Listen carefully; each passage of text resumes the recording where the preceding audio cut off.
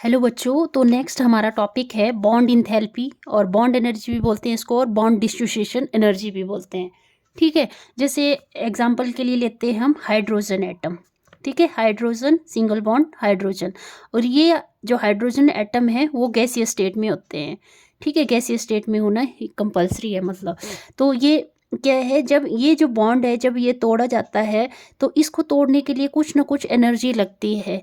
जो energy use होती है इन बॉन्ड्स को तोड़ने के लिए उसको बोलते हैं बॉन्ड डिसोसिएशन एनर्जी या बॉन्ड एनर्जी या बॉन्ड इंथैल्पी भी बोलते हैं इसको। ठीक है, तो अगर हमें डेफिनेशन आए लिखने को तो कैसे लिखेंगे हम इसको? The amount of energy required to break 1 मोल की एनर्जी चाहिए हमें एक बॉन्ड को तोड़ने। 1 mole of bonds between 2 atoms in a gaseous state। ठीक है, लग गया पता इसका कि बॉन्ड डिसोसिएशन एनर्जी किससे बोलते हैं, बॉन्ड इंथैल्पी किसे बोलते हैं। तो हाइड्रोजन के बीच में जो बॉन्ड है इसको तोड़ने के लिए कुछ ना कुछ एनर्जी यूज़ करनी पड़ेगी, तो उसको ही हम क्या बोलते हैं? बॉन्ड डिसोसिएशन एनर्जी बोलते हैं, या बॉन्ड एनर्जी बोलते हैं, या बॉन्ड इंथैल्पी बोलते हैं, या बॉन्ड डिसोसिएशन एनर्जी बोलते हैं। और यूनिट क्या है इसका? यूनिट ऑफ बॉन्ड एनर्जी या बॉन्ड डिसोसिएशन एनर्जी, इसका यूनिट है किलोजूल पर मोल। ठीक है, किलोजूल पर मोल। और कौन कौन से फैक्टर इसको अफेक्ट करते हैं? तो नेक्स्ट है इसमें फैक्टर्स, बहुत इंपॉर्टेंट है ये, है ना। पेपर में मैक्सिमम टाइम यहाँ से बहुत क्वेश्चन पुट किए जाते हैं रीजनिंग से related. Factor affecting bond enthalpy या बॉन्ड एनर्जी या बॉन्ड डिसोसिएशन एनर्जी भी बोल सकते हैं। ठीक है, बॉन्ड डिसोसिएशन एनर्जी कौन कौन से फैक्टर हैं? सबसे पहला फैक्टर तो है साइज ऑफ द एटम। जैसे कि मैंने पिछले वीडियो में आपको पढ़ाया था बॉन्ड लेंथ से रिलेटेड। ठीक है, बॉन्ड लेंथ से रिलेटेड, तो उसमें भी था साइज कैसे अफेक्ट कर रहा था। तो हमने वहाँ पे पढ़ा था जैसे जैसे हम डाउन द ग्रुप जाते हैं, जैसे मैंने फ्लोरीन क्लोरीन का एग्जांपल लिया था, फ्लोरीन क्लोरीन ब्रोमीन आयोडीन, तो नीचे को क्या होता है? नंबर ऑफ शेल्स बढ़ते जाते हैं, उसकी वजह से बॉन्ड लेंथ भी इंक्रीज होती रहती है। अब बॉन्ड लेंथ जैसे यहाँ पे नाइट्रोजन के केस सॉरी 2 एटम और 1 2 3 4 5 6 7 9 होते हैं ना, 2 और 7। ठीक है, तो आउटरमोस्ट शेल में 7 इलेक्ट्रॉन होते हैं।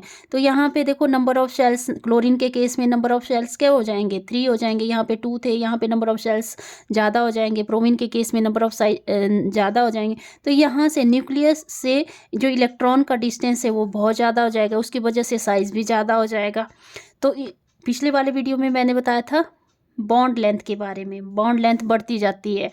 पर ये जो बॉन्ड लेंथ है, अब यहाँ पे जैसे जैसे साइज बढ़ता जाएगा तो क्या होता है? जैसे यहाँ न्यूक्लियस से जो इलेक्ट्रॉन के बीच का डिस्टेंस बढ़ता जाता है, तो जैसे जैसे डिस्टेंस बढ़ता जाता है तो इस बॉन्ड को तोड़ने के लिए क्या चाहिए हमें? एनर्जी कम चाहिए, मतलब इजीली क्या हो जाता है? ये ब्रेक डाउन हो जाता है। तो हम क्या लिख सकते हैं? More is the size of atom, more is the bond length. ठीक है, more is the size of atom, more is the bond length. Bond length क्या होती रहेगी? ज़्यादा होती रहेगी। और इन दोनों के मतलब ये दोनों क्या है? डायरेक्टली प्रोपोर्शनल है एक दूसरे के, और जो बॉन्ड डिसोसिएशन है वो इसके अपोजिट लगेगी। ठीक है, बॉन्ड डिसोसिएशन एनर्जी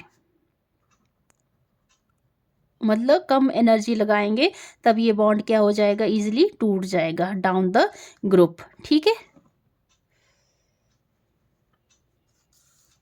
दूसरा फैक्टर है मल्टीप्लिसिटी ऑफ बॉन्ड। अब ये मल्टीप्लिसिटी ऑफ बॉन्ड्स क्या होता है? मल्टीप्लिसिटी का है मल्टीपल बॉन्ड बनना। ठीक है, ज़्यादा से ज़्यादा बॉन्ड बनना जिसको बोलते हैं। ठीक है, तो मल्टीप्लिसिटी ऑफ बॉन्ड में हम ले लेते हैं, जैसे जितने ज़्यादा बॉन्ड होंगे उतनी ही ज़्यादा बॉन्ड डिसोसिएशन एनर्जी, मतलब 3 बॉन्ड हैं, अब तीनों बॉन्डों को तोड़ने के लिए ट्रिपल एनर्जी का यूज़ करना पड़ेगा। तो जितनी ज़्यादा मल्टीपल ऑफ बॉन्ड, मतलब नंबर ऑफ बॉन्ड जितने ज़्यादा होंगे उतनी ही ज़्यादा बॉन्ड डिसोसिएशन एनर्जी होगी।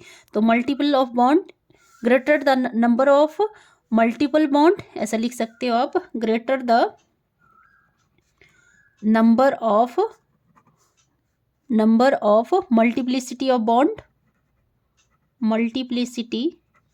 of bond, greater is the bond dissociation energy, greater is the bond dissociation energy,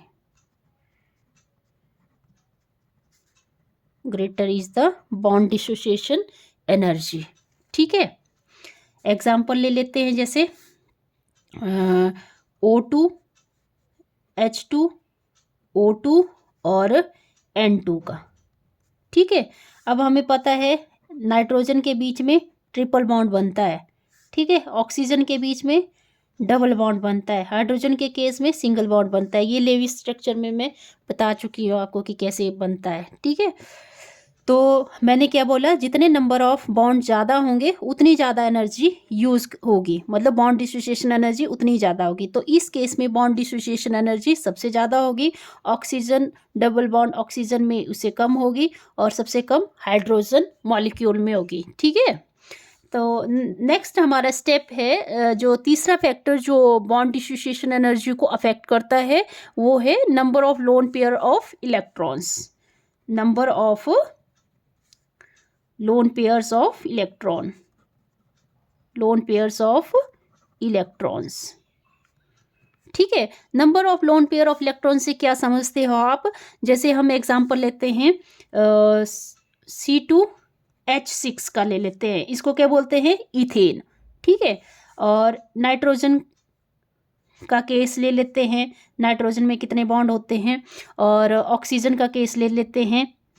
इसमें मैं बताऊंगी आपको, जैसे कार्बन का एटॉमिक नंबर होता है 6 और इलेक्ट्रॉनिक कॉन्फ़िगरेशन होती है 2 4, मतलब आउटर मोस्ट शेल में कितने इलेक्ट्रॉन हो सकते हैं, 4। तो कार्बन, 2 कार्बन लगा लिए और ये 6 हाइड्रोजन लग गए इसमें। ठीक है, लग गया पता इथेन के केस में। और नाइट्रोजन का एटॉमिक नंबर होता है, कितना होता है एटॉमिक नंबर, 7 ना। तो इलेक्ट्रॉनिक कॉन्फ़िगरेशन क्या हुई, 2 5। तो नाइट्रोजन आउटर मोस्ट शेल में कितने इलेक्ट्रॉन हैं, 5। तो ये 5 नाइट्रोजन यहाँ पे लगा, लोन पेयर यहाँ लगा दिए और वैलेंस इलेक्ट्रॉन यहाँ लगा दिए। ये क्या है, वैलेंस इलेक्ट्रॉन। तो नाइट्रोजन के केस में 5 वैलेंस इलेक्ट्रॉन लगा दिए। अब यहाँ पे कितने चाहिए इसको, 3 चाहिए इसको, और इस नाइट्रोजन को भी 3 चाहिए। तो ये म्यूचुअल शेयरिंग कर लेते हैं, मतलब कोवैलेंट बॉन्ड फॉर्म करते हैं, और यहाँ पे कितने बॉन्ड बन जाते हैं, ट्रिपल बॉन्ड। यहाँ पे 2 पेयर लोन पेयर कितने बचाते हैं, 2 पेयर बचाता है, एक लोन पेयर का पेयर यहाँ, एक यहाँ पे। और ऑक्सीजन का एटॉमिक नंबर होता है 8, इलेक्ट्रॉनिक कॉन्फ़िगरेशन 2 6। तो ऑक्सीजन, अगर हम 2 ऑक्सीजन एटम लेते हैं तो इसके आउटर मोस्ट शेल में 6 इलेक्ट्रॉन, 1 2 3 4 5 6, वैसे ही 1 2 3 4 5 6। अब हमें क्या करना है, ऑक्टेट कंप्लीट करना है। तो ये 2 इलेक्ट्रॉन यहाँ से शेयर कर लेगा और ये ऑक्सीजन यहाँ से शेयर कर लेगा। तो यहाँ पे क्या बन जाएगा, डबल बॉन्ड ऑक्सीजन बन जाएगा, और लोन पेयर कितने रह जाएंगे यहाँ, 2 पेयर यहाँ पे रह जाएंगे, 2 पेयर यहाँ पे बन जाएंगे। तो number of lone pair of electron in each atom. तो ऑक्सीजन इथेन के केस में देखें तो लोन पेयर क्या है, 0 लोन पेयर हैं। इसके केस में कितने हैं लोन पेयर, नाइट्रोजन में 1 लोन पेयर यहाँ है, तो नाइट्रोजन का 1 लोन पेयर यहाँ, एक यहाँ पे। और ऑक्सीजन का लोन पेयर क्या है, ऑक्सीजन में कितने लोन पेयर हैं, 2 लोन पेयर हैं, एक यहाँ पे एक यहाँ पे है। ठीक है, तो हमने कार्बन में देख लिए 0, और नाइट्रोजन के केस में देखे लोन पेयर 1, और ऑक्सीजन के केस में लोन पेयर कितने बने, 2। ठीक है, नाइट्रोजन के केस में लोन पेयर कितने बने, 2। तो मैंने क्या बताया आपको कि जितने ज़्यादा लोन पेयर होंगे उतनी ही कम क्या होगी, बॉन्ड डिसोसिएशन एनर्जी होगी। जितने लोन पेयर ज़्यादा होंगे उतनी बॉन्ड डिसोसिएशन एनर्जी कम लगेगी, क्योंकि हमें पता है जो ये लोन पेयर है उसमें रिपल्सन क्या होती है, ज़्यादा होती है। ठीक है, तो हम क्या लिखेंगे इसमें, चलिए लिख लेते हैं, greater the number of lone pair, greater the number of lone pair of electrons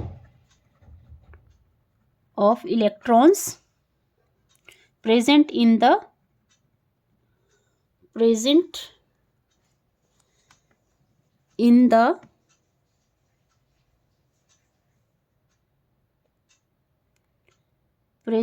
bonded atoms,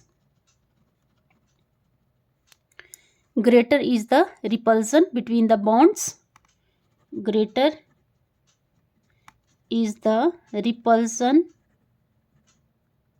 between the bonds, greater is the repulsion between the bonds, and hence less is the bond dissociation energy, and less is the bond dissociation energy।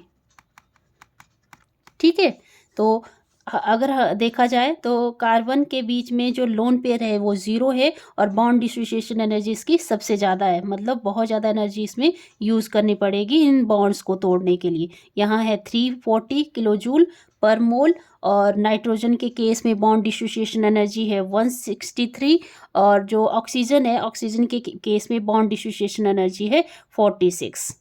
ठीक है, तो जितने ज़्यादा lone pair होंगे उतनी ही कम bond dissociation energy होगी। Thank you. अगर video अच्छा लगा तो प्लीज़ लाइक करें, शेयर करें और सब्सक्राइब करें चैनल को। Thank you.